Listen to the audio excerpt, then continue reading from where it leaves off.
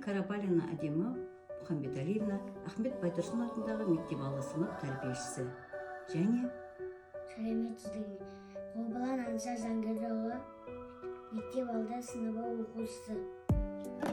Мен зерттеуші байқауда жаңбыр қалай пайда болады, табиғат құбылыстарын тәжірибе арқылы түсіндіру, су, жарық және өсімдік туралы түсінік беру.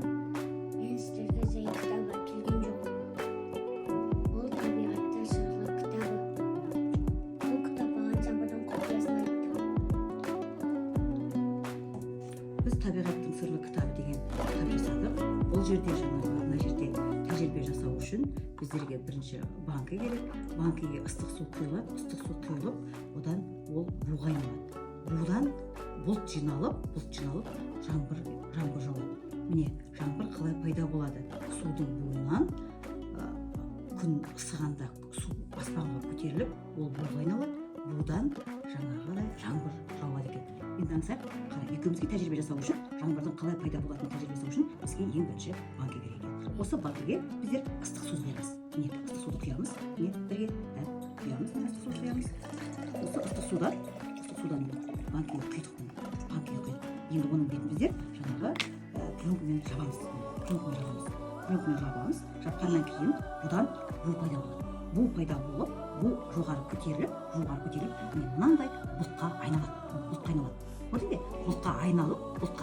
Бұлттың барлығы бір жерге жиналғаннан кейін жаңағы себелеп жаңбыр жауады екен. Ал енді қараш, біздер жаңағы сыртта қазір жерде су жатыр. Ал су жаңағыдай қатты қызу үшін не керек бізге? Не керек? Күннің көзі керек, күннің сәулесі керек. Күннің сәулесі қатты көтерілгенде, жаңағы бу болып аспанға көтеріледі де, сол будан не жиналады? Бұлт жиналады. Дұрыс айтасың, бұлт жиналып, одан не ағады екен? Тамшылар ағады екен. Міне, жаңбыр қалай пайда болады екен сонда? Жаңбыр жаңағы күннің сәулесі қызғанда, ол су бу болып аспанға көтеріліп, судан бұлт жиналып, бұлттан жаңбыр пайда болады екен. Түсініп пе? Ал енді аңсар, біздер жаңбырдың қалай пайда болатынын дәлелдедік. Ал енді жаңбырдан кейін не шығады бізде?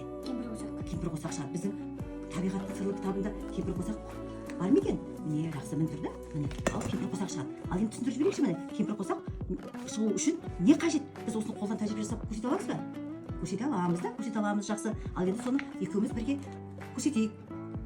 Одан кейін жаңағы біз кемпірқосақ пайда болады. Енді кемпірқосақтың тәжірибесін жасау үшін бізге банкадегі су, диск және жарық қажет болады. Енді бұл қалай пайда болады екен, қалай көрінеді екен? Екеуміз соны байқап көрейік. Суды қойдық, енді қара. Үлкен жарық түскенде қараш дискін не пайда болды? Кемпірқосақтың түстері пайда болды. Сонда кемпірқосаққа не керек екен? Жарық, диск, банкадағы су. Керек екен, бұл біздің тәжірибемізде керек екен. Ал енді сол кемпірқосақ неден пайда болады екен? Жарық пен судың достығынан пайда болады екен кемпірқосақ. Міне, көрдің бе? Бұл кемпірқосақ қай кезде пайда болады? Жаңбыр жауып болғаннан кейін кемпірқосақ аспанда кемпірқосақ шығады екен, түрлі түсті кемпірқосақ шығады екен. Біз бұны тәжірибе арқылы жасап көрсеттік пе? Көрсеттік, тәжірибе жасап біздер көрсеттік болған.